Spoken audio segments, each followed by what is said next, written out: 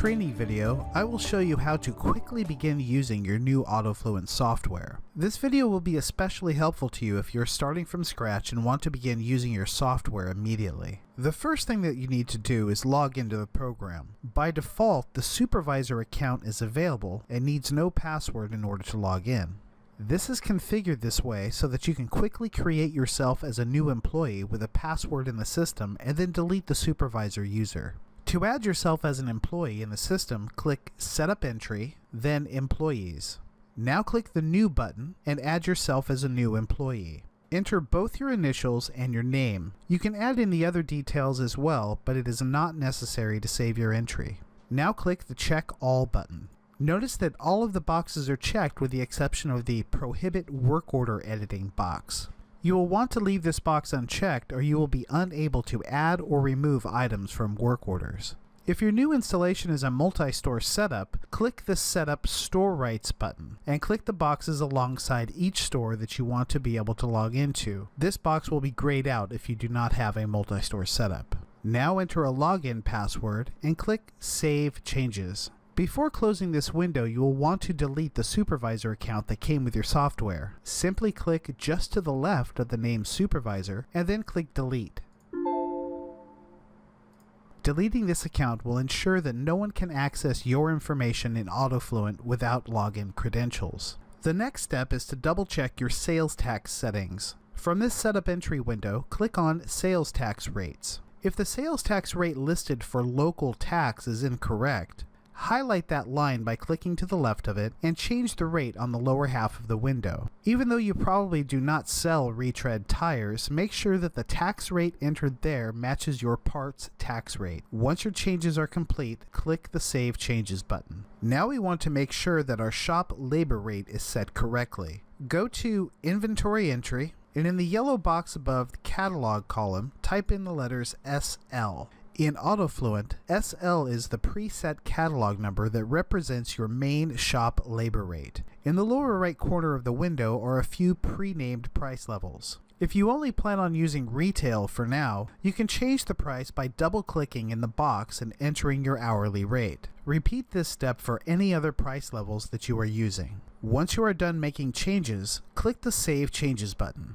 Next, you need to add any vendors that you plan on using to purchase parts from. Click on Vendor Entry and then the New button. When you create a new vendor, you can enter as much information as you prefer, but to get started, only the name of the vendor is required to save that vendor in your system. Click Save Changes after entering each new vendor.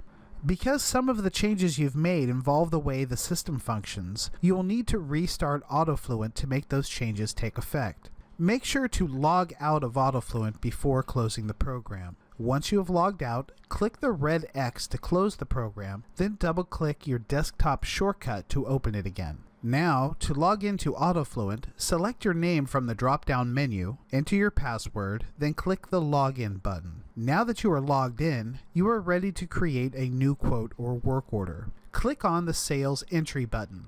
This is where you will be spending a great deal of your time. Though your screen may look a little barren at the moment, the top half of the screen will soon be filled with an alphabetical list of your customers and the lower half with all of your current open work orders. Now hover over the New button in the top left corner of the window. A menu will pop up that will allow you to create a new customer and work order or a new customer and quote. Whichever you choose, you can always convert a work order into a quote or a quote into a work order. You can also create a work order for a cash customer, where it can be invoiced without attaching any customer information to it. After opening the new quote, enter your customer's information in the appropriate fields.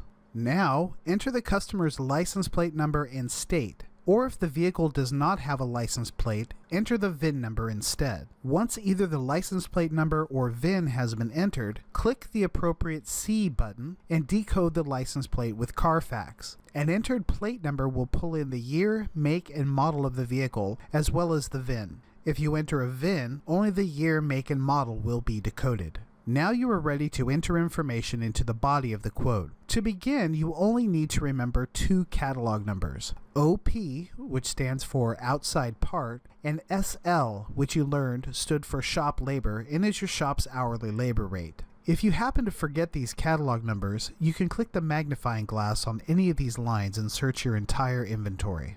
On the first line of your quote, enter OP in the catalog column. Now click the description box and you will see that miscellaneous part pops up and the text is highlighted. This is so that you can click the highlighted text and enter information about the part you are entering, such as the name and part number. Once you have entered a description, click on the blue P. This is the area where you can enter all of the details of the purchase of this part. From the drop-down, select the vendor that you are purchasing the part from and enter your costs for the part. The system has preset markups that you can change later on, but if you would like to charge a different price than the markup calculates, you can change it here. Once you have received this part, click on the blue P again and enter either a PO number or receipt number in the reference box. Entering the reference number will create a vendor bill in your system once this quote has been invoiced. It will also allow you to enter the cost of this part's core if it has one, and allow you to track the core in your system from shipping to the vendor to entering the credit received for that core. Now you will need to add labor to the quote.